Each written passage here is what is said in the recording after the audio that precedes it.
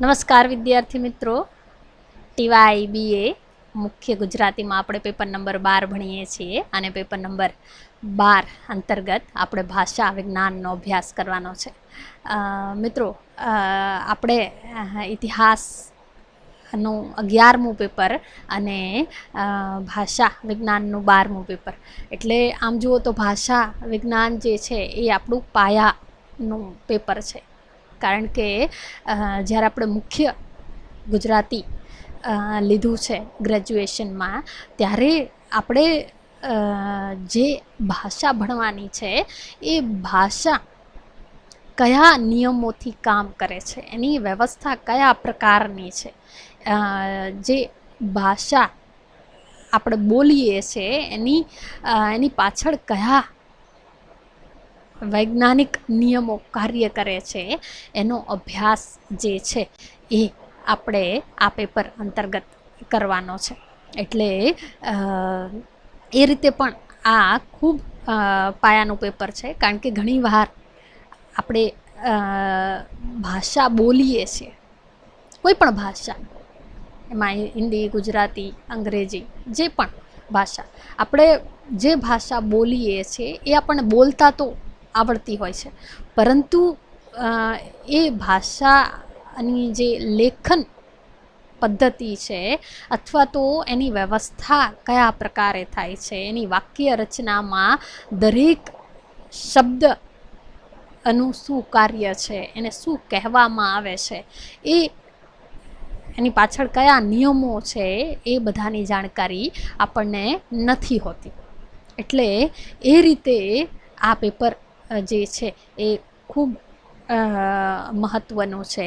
એટલે દરેક માટે, માત્ર આપણે ગુજરાતી આપણે ભણીએ છીએ એટલા માટે નહીં, પણ દરેક ભાષક માટે આ એક પાયાની જરૂરિયાત છે.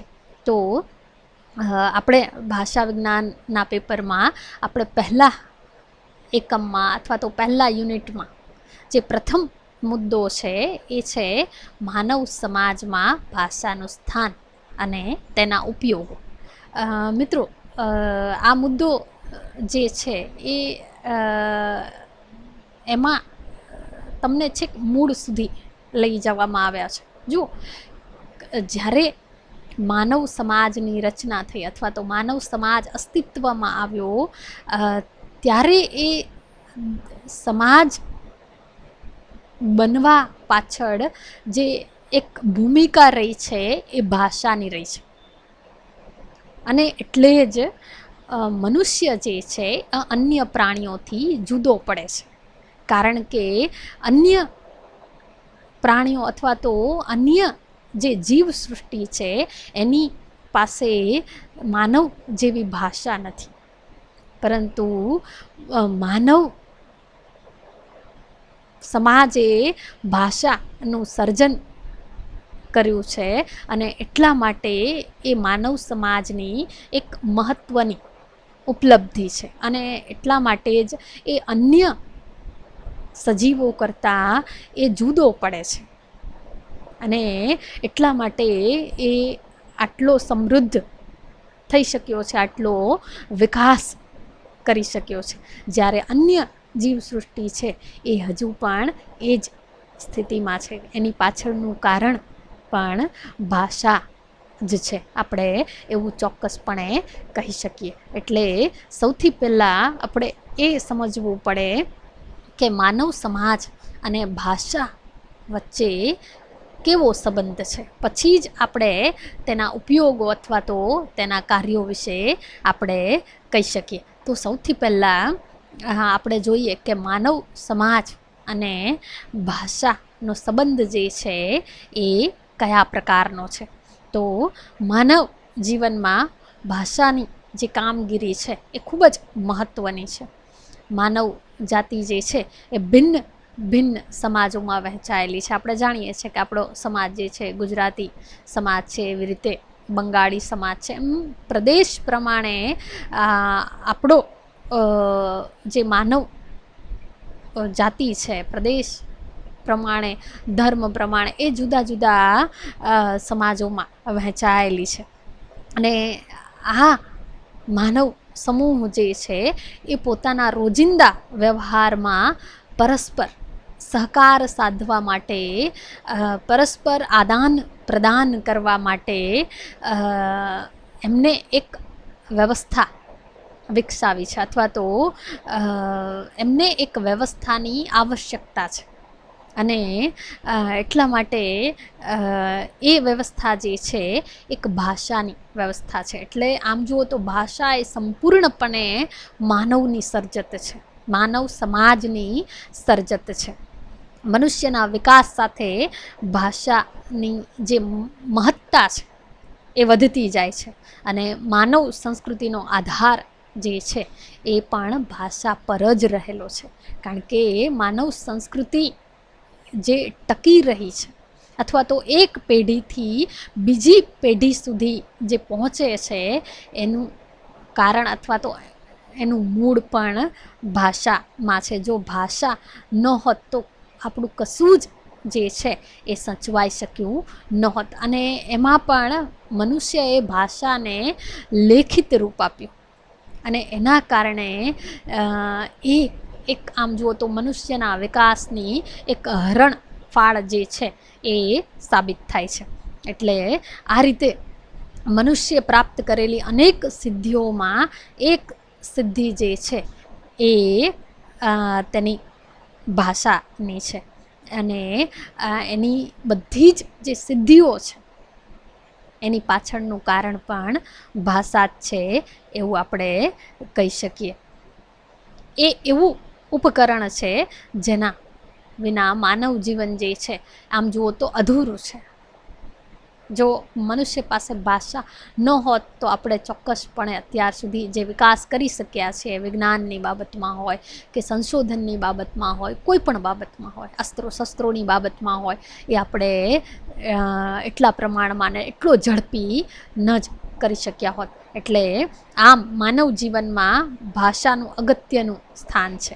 માનવી અને પશુ પંખી વચ્ચે જે દેખીતો તફાવત છે એ આ ભાષાનો જ છે, અને માનવીના વ્યવહારનું માધ્યમ પણ ભાષા જ છે. ભાષા છે તો સમાજ વ્યવસ્થા છે, ભાષા છે તો સંસ્કૃતિ છે, અને અન્ય સજીવ સૃષ્ટિમાં માનવીનું મહત્ત્વ જે છે એ પણ ભાષાને કારણે જ છે. આજે જગતમાં સહેજ 3000 ભાષાઓ બોલાય છે. આદિવાસી કે ગુફાવાસી માનવીથી લઈ અને મહાનગરો સુધી પથરાયેલો જે આપણો માનવ સમાજ છે એ જોડાયેલો છે ભાષાના તંતુ વડે. એટલે એ રીતે માનવ સમાજને જોડવાનું મહત્ત્વનું કાર્ય જે છે એ ભાષા કરે છે. એટલે આ રીતે આપણે એકબીજા સાથે જોડાયેલા છે. એ કોના દ્વારા જોડાયેલા છે? ભાષાને કારણે જ. નહીંતર તો પહેલાં મનુષ્ય એકલો વસવાટ કરતો હતો, પરંતુ પછી ધીમે ધીમે એક સમાજનું નિર્માણ થયું, એ ભાષાને કારણે શક્ય બન્યું. એટલા માટે ભાષાનું સ્થાન માનવ સમાજમાં મહત્ત્વનું છે. એટલા માટે રોબર્ટ હોલ પોતાના પુસ્તક જે છે ઇન્ટ્રોડક્ટરી લિંગ્વિસ્ટિકમાં કહે છે કે the human race started to be human when it is use of language begun and not until then. જો એટલે જે રોબર્ટ હોલ આપણને કહે છે તે એકદમ યોગ્ય છે કે માણસની રેસ ક્યારે શરૂ થઈ? કે જ્યારે તે ભાષાનો ઉપયોગ કરતો થયો, નહીં તો નહીં. એટલે ત્યારથી આ રેસ જે છે એ શરૂ થઈ કે જ્યારથી તે ભાષાનો ઉપયોગ કરતો થયો. એટલે ભાષા માનવીને ઈશ્વરદત્ત જન્મથી વારસામાં મળી નથી. એટલે પહેલાં પણ આપણે એ સ્પષ્ટતા કરી ચૂક્યા છે કે ભાષા એ મનુષ્યની સર્જત છે, એ ઈશ્વર દ્વારા આપણને આપવામાં આવી નથી. એ માનવ સમાજ જે છે એ ભાષાને સર્જે છે.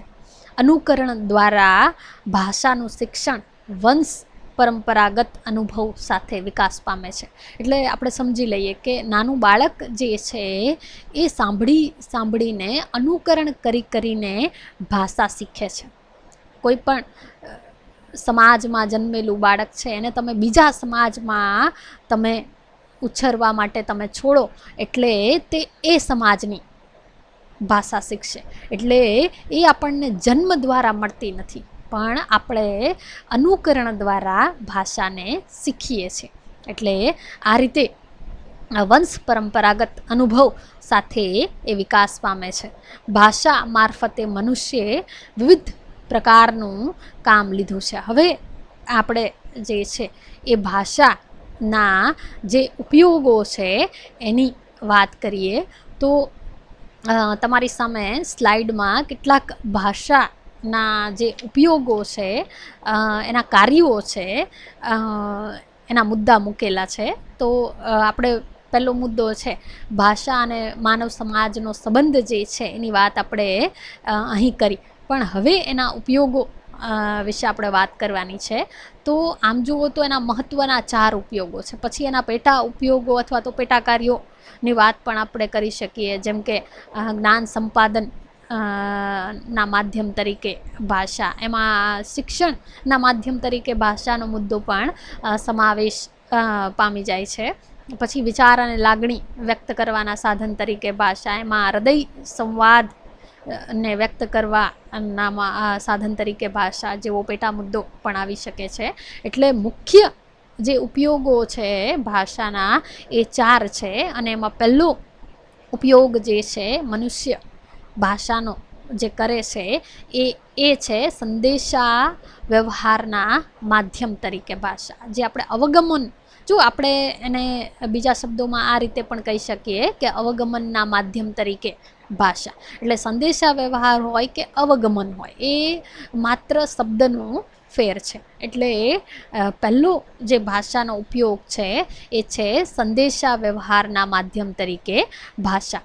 તો ભાષાનું સૌપ્રથમ અને અનિવાર્ય પ્રમુખ કાર્ય જે છે એ અવગમનનું અથવા તો સંક્રમણનું છે. કારણ કે મનુષ્ય પોતાની વાત એ બીજા મનુષ્ય સુધી પહોંચાડે છે એ ભાષા દ્વારા, અને એ એનો પ્રાથમિક ઉપયોગ છે, પાયાનો ઉપયોગ છે. એટલે કે પહેલું કાર્ય અથવા તો પહેલો ઉપયોગ જે છે એ સંદેશા વ્યવહારના માધ્યમ તરીકેનો છે. કેટલીક જરૂરિયાતો ચેષ્ટા સંકેતોથી માણસ પૂરી કરી શકતો હશે. જેમ કે આપણે કોઈ પૂછે કે આ કાર્ય થઈ ગયું છે તો કેટલીક વાર આપણે એને ડોકું હલાવીને જવાબ આપીએ છીએ, પરંતુ એ બધી જ જગ્યાએ શક્ય નથી. એટલે હા નાનો જવાબ આપણે ડોકું હલાવીને આપી શકીએ. ક્યારેક આપણે કોઈને ચૂપ કરાવવા હોય તો આપણે મોં પર આંગળી મૂકીને આપણે એને કેટલાક સંકેતો કરીને આપણે એ અવગમન કરી શકીએ છીએ. પણ આ બધા જ ઉપયોગો જે છે એ મર્યાદિત છે. એટલે આ એક મર્યાદિત આપણી પાસે એવા સંકેતો છે. એટલે બધી જ જગ્યાએ આપણે એનો ઉપયોગ કરી શકતા નથી. એટલે કે આમ જુઓ તો મુખના ચાળા કે અન્ય ચેષ્ટાઓ જીવનના સર્વ વ્યવહારો માટે પૂરતી સક્ષમ નથી. કારણ કે જીવન વ્યવહાર જે છે આપણો ખૂબ જટિલ છે. એટલે એ દેખીતી રીતે જેટલું આપણે જોઈએ છે એટલો સરળ નથી. એટલે અટપટો અને સંકુલ છે.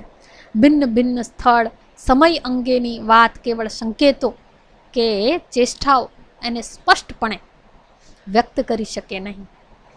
અને આમ જુઓ તો એ અશક્ય પણ છે. ઇતિહાસ, ભૂગોળ, વિજ્ઞાન, જ્ઞાનની કોઈ પણ શાખાની વાત ભાષા દ્વારા જ શક્ય છે. અને એટલા માટે રોબર્ટ હોલ કહે છે કે every human society is held together by language. એટલે દરેક માનવ સમાજ જે છે એ ભાષા દ્વારા એકબીજા સાથે જોડાયેલો છે. ભાષા દ્વારા આ સમાજોને જોડાવાનું લગભગ અશક્ય છે. એટલે આ મહત્ત્વનું કાર્ય જે છે એ સમાજોને જોડવાનું અને મનુષ્યની વાત જે છે એ બીજા મનુષ્ય સુધી પહોંચાડવાનું પ્રથમ કાર્ય જે છે એ ભાષાનું છે. અને બીજું આપણે વાત શરૂઆતમાં કરી કે ભાષાને લિપિબદ્ધ કરીને તો માનવીએ ઘણું બધું સિદ્ધ કર્યું છે. એનાથી અનેક પેઢીઓનું યુગોનું જ્ઞાન જે છે એ માનવ જાતિએ સંચિત કરી લીધું છે, એને સંગ્રહિત કરી લીધું છે, એને સાચવી લીધું છે. મનુષ્યને બીજા મનુષ્ય સાથે વ્યવહારની જરૂર પડે જ છે, ડગલે ને પગલે. એટલે એ અનિવાર્ય છે એને લિપિબદ્ધ કરવાનું. એટલે માણસ કોઈ એકલ ટાપુ પર વસવાટ કરતો નથી, એટલે સ્વાભાવિક છે કે એને વ્યક્ત થવું જ પડે, અને એના માટે એને મદદરૂપ થાય છે ભાષા. એટલે સંદેશા વ્યવહાર સાધવા માટે ભાષા જે છે એ સક્ષમ અને એક સમર્થ માધ્યમ છે.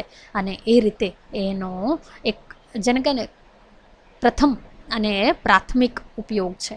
હવે બીજું જે કાર્ય અથવા તો બીજો ઉપયોગ જે છે ભાષાનો, એ વિચાર કે લાગણી વ્યક્ત કરવાના સાધન તરીકેનો છે.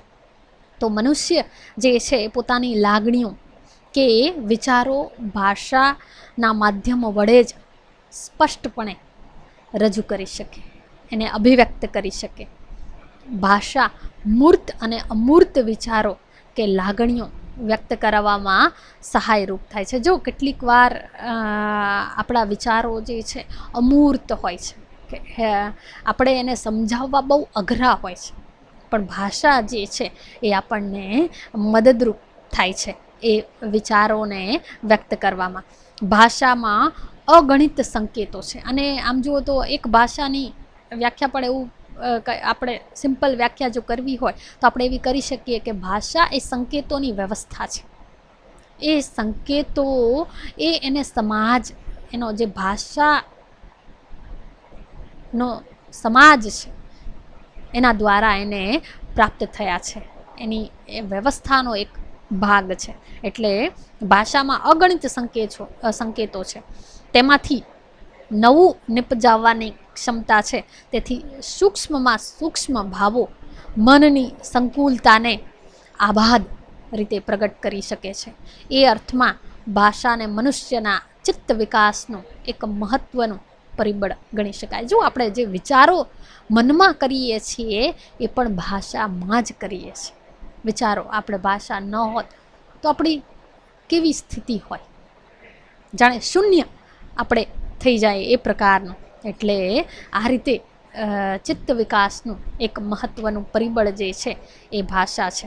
અને એટલા માટે એડવર્ડ સેપીર નામના ભાષાશાસ્ત્રીએ ભાષાને અભિવ્યક્તિ તેમજ સંક્રમણના એક આવશ્યક અને પર્યાપ્ત સાધન તરીકે ઓળખાવી છે. એટલે એનો મહત્વનો બીજો ઉપયોગ છે. હવે ત્રીજો ઉપયોગ જે છે એ જ્ઞાન સંપાદન તથા જ્ઞાન વિજ્ઞાનની અભિવ્યક્તિના સાધન તરીકે ભાષાનો છે. તો એ આમ જુઓ તો એક મહત્વનો એના પછીનો ઉપયોગ છે, કારણ કે મનુષ્ય જે છે એ વિચારશીલ પ્રાણી છે, અને પોતાના બૌદ્ધિક વિકાસ માટે જ્ઞાન પ્રાપ્ત કરવા માટે, સંપાદન કરવા માટે એને અભિવ્યક્ત કરવું જરૂરી છે. આપણે વ્યક્ત થયા વગર રહી જ નથી શકતા. કાંઈ પણ આપણે નવો વિચાર આવે તો આપણે તરત કોઈને આપણે કહીએ છીએ, કોઈની સામે આપણે એને રજૂ કરીએ છીએ, એને વ્યક્ત કરીએ છીએ. એટલે એને વ્યક્ત કરવું જરૂરી છે. જગત વિશેના આપણા અવલોકનો છે, આપણા અનુભવને, વિચારોને ભાષા દ્વારા વ્યક્ત કરી શકાય છે. લિપિ દ્વારા જ્ઞાન ગ્રંથસ્થ થતું રહ્યું છે. જુઓ, હવે આપણે એક બીજી આપણે અહીં વાત કરીએ કે જો આ ભાષાને લિપિ પ્રાપ્ત ન થઈ હોત તો શું થાય? અત્યાર સુધી જે આપણને લેખિત રૂપે જે આપણને ગ્રંથો પ્રાપ્ત થયા છે, આપણને પ્રાપ્ત થયા જ ના હોત. એટલે જ્ઞાન વિજ્ઞાનની બાબતમાં, વિકાસની બાબતમાં, સંસ્કૃતિની બાબતમાં આપણે હજુ પછાત રહ્યા હોત. એટલે હા, જે જ્ઞાન છે એ લિપિ દ્વારા એ ગ્રંથસ્થ થતું રહેવાને કારણે એ પેઢી દર પેઢી સુધી પહોંચે છે. અને એટલા માટે એ ભાષા દ્વારા જ શક્ય બને છે. બીજા શબ્દોમાં કહીએ તો ભાષાના લિખિત સ્વરૂપ વડે માણસ આવનારી પેઢી માટે પણ જ્ઞાનનો વારસો જે છે એ સંગ્રહી શકે છે અથવા તો રાખતો જાય છે. એનાથી તત્વ વિચાર અને વિજ્ઞાનના વિકાસની પરંપરા ઊભી થાય છે. એમાં ભાષાનો ખૂબ મોટો ફાળો છે. ભાષા ન હોય તો જ્ઞાન વિજ્ઞાનની વિકાસની શક્યતા જ ન રહેત. ભૂતકાળનો અમૂલ્ય જ્ઞાન વારસો જેમ કે આપણા ધાર્મિક ગ્રંથો છે, આપણા વેદ, પુરાણ, રામાયણ, મહાભારતથી માંડીને કોઈ પણ આપણે અર્થશાસ્ત્રના ગ્રંથો હોય કે સાહિત્યના ગ્રંથો હોય, એ આજ સુધી વર્તમાન સમય સુધી એ પહોંચ્યા જ ન હોત અથવા તો ઉપલબ્ધ જ ન થઈ શક્યા હોય. એટલે આ બધા જ આપણને આજે પર્યાપ્ત થયા છે એની પાછળ જે મહત્ત્વનો ફાળો છે એ ભાષાનો છે. એટલે આ રીતે જ્ઞાન સંપાદન અને જ્ઞાન વિજ્ઞાનની અભિવ્યક્તિના સાધન તરીકે ભાષાનો મહત્ત્વનો ઉપયોગ છે. ત્યારબાદ ચોથો ઉપયોગ જે છે એ સાહિત્યના માધ્યમ તરીકેનો છે.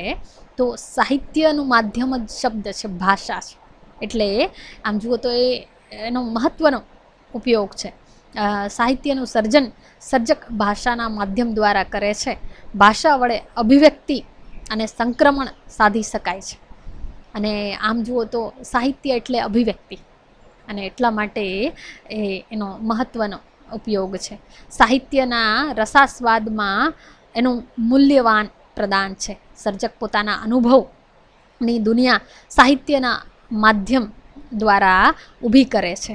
તે માટે સર્જક ભાષાના મહત્ત્વના તત્વો નાદ, લય વગેરેનો ઉપયોગ કરી અને એ પોતાના વિચાર અને લાગણીની અભિવ્યક્તિ સાહિત્યમાં કરે છે. એટલે સર્જક, ભાષા અને ભાવક આ ત્રણેય જે છે એ મહત્ત્વના સાહિત્યના ત્રણ બિંદુઓ છે. અને સર્જક અને ભાવકને જોડવાનું કામ જે છે એ ભાષા કરે છે. અહીં જોઈ શકાય કે સર્જક જે છે એ પોતાની વાત ભાવક સુધી પહોંચાડી શકતો હોય તો એ ભાષાને કારણે. એટલા માટે એક મહત્ત્વનું વચ્ચે મધ્યસ્થ માધ્યમ તરીકે ભાષાનું અહીં મહત્ત્વનું કામ છે, એની મહત્ત્વની કામગીરી છે. સર્જક પોતાની અનુભૂતિ ભાવક સુધી પહોંચાડવા, અવગમન, સંક્રમણ કરવા ઈચ્છે છે. તેથી ભાષા અભિવ્યક્તિનું અહીં સાહિત્યમાં માધ્યમ બને છે. સંક્રમણ ન થાય તો સાહિત્ય સર્જાય જ નહીં. એટલે કેટલીક વાર સાહિત્યમાં દુર્બોધતા જેવા પ્રશ્નો સર્જાતા હોય, એનું કારણ જ એ છે કે અહીં ભાષા જે છે એ સંક્રમિત થઈ શકી નથી. એટલે નો કોમ્યુનિકેશન, નો લિટરેચર. એટલે આ રીતે સંક્રમણ ન થાય તો સાહિત્ય ન સર્જાય. ભાષાની આ મુખ્ય કામગીરી છે. અને તેમાં વ્યક્તિની પોતાની જાત સાથેની અભિવ્યક્તિ માટે ભાષાનો એક મહત્ત્વનો ઉપયોગ આ માધ્યમ દ્વારા થાય છે. હવે અહીં એક બીજું પણ આપણે જોઈએ કે એક બાબત ધ્યાનમાં લેવા જેવી છે કે જેમ કે બાળકની, પાગલની, ભાવાવેશની વગેરે કેટલીક ઉક્તિઓ જે છે એ પણ અહીં સાહિત્યમાં કેટલીક વાર પ્રયોજાતી હોય છે. તો એ એક મહત્ત્વની બાબત છે. એટલે દરેક જે છે એ એની ભાષા એના પ્રમાણે હોય છે. એટલે એ એક મહત્ત્વની બાબત છે. એટલે અહીં સમજવા જેવી બાબત એ છે કે મનુષ્ય માત્ર બીજા સામે વ્યક્ત કરવા માટે ભાષાનો ઉપયોગ નથી કરતો, પરંતુ કેટલીક વાર એ પોતાની જાત સાથે પણ સંવાદ કરતો હોય છે. અને એમાં પણ એ ભાષાનો જ ઉપયોગ કરે છે. જેમ કે આપણે પહેલાં પણ આ વાત કરી કે બાળકને આપણે જોઈએ છે તો એ પોતાની જાત સાથે જ બોલતું હોય. ત્યાં કોઈ હાજર હોય કે ન હોય, એની વાતો ચાલતી હોય છે. કશુંક ને કશુંક બોલવાનું એનું ચાલતું હોય છે. આપણે બીજા પાગલ માણસને જોઈએ છે તો એને પણ બોલવાની ટેવ હોય છે. એટલે એનો કોઈ અર્થ નથી હોતો એની વાતોમાં, પરંતુ એ પોતાની અભિવ્યક્તિ આ રીતે કરે છે. તો બીજી કે મનુષ્ય જ્યારે એક ભાવના આવેશમાં હોય, જેમ કે ખૂબ આનંદમાં હોય અથવા તો ખૂબ દુઃખમાં હોય, ત્યારે પણ એ પોતાની જાત સાથે અભિવ્યક્તિ સાધે છે અને એ પણ ભાષામાં જ સાધે છે. વળી માણસની વિચાર પ્રક્રિયા ભાષા દ્વારા વ્યક્ત થાય છે અને આ ચિત્તમાં થાય છે. આપણે પણ ઘણીવાર આપણા ચિત્તમાં એક સંઘર્ષની દશા અનુભવીએ છીએ અને એ સંઘર્ષ અથવા તો એ વિચારો પણ આપણે ભાષામાં જ કરીએ છીએ. એટલે ચિત્ત વિકાસનું પરિબળ પણ આ રીતે ભાષા બને છે. એટલે મનન જે થાય છે એ પોતાની જાત સાથે થાય છે, છતાં પણ એ ભાષામાં જ થાય છે. એટલે એ મનુષ્યના ચિત્ત વિકાસને સૂચવે છે. વિશેષ તો મનુષ્ય વ્યક્તિ વચ્ચે મધુર વચનો જેમ કે કેમ છો, મજામાં, જય સ્વામિનારાયણ, જય શ્રી કૃષ્ણ, ઓમ શાંતિ વગેરે જેવા શબ્દ પ્રયોગો વડે જે ઉદ્ગારો વ્યક્ત કરે છે, તે પાછળનો તેનો હેતુ હૃદય સંવાદ સાધવાનો હોય છે, એ વ્યક્ત થવાનો હોય છે. આજના વ્યસ્ત જીવનમાં જે જાહેરાતો આવે છે, જે આમંત્રણ પત્રિકાઓ, વારસાઈનું લખાણ અથવા તો જે સોગંદનામા અથવા તો તલાક વિષયક ઉચ્ચારણો, એ બધામાં ભાષા જે છે એ મહત્ત્વનો ભાગ ભજવે છે. એટલે આ રીતે ભાષા વગર આમ જુઓ તો કશું જ શક્ય નથી. પરંતુ આપણે એના મુખ્ય જે 4 ઉપયોગો છે, સંદેશા વ્યવહારના માધ્યમ તરીકે ભાષા, વિચાર કે લાગણી વ્યક્ત કરવાના માધ્યમ તરીકે ભાષા, અને જ્ઞાન સંપાદન, જ્ઞાન વિજ્ઞાનની અભિવ્યક્તિના સાધન તરીકે ભાષા, સાહિત્યના માધ્યમ તરીકે ભાષા. અહીં આપણે જોઈએ કે શિક્ષણના માધ્યમ તરીકે પણ ભાષાનો એક મહત્ત્વનો ઉપયોગ છે. આપણે જે શિક્ષણ પ્રાપ્ત કરીએ છીએ પણ આપણે ભાષા દ્વારા, ભાષાના માધ્યમ દ્વારા જ પ્રાપ્ત કરીએ છીએ. અને એટલા માટે આ એના મહત્ત્વના ઉપયોગો છે.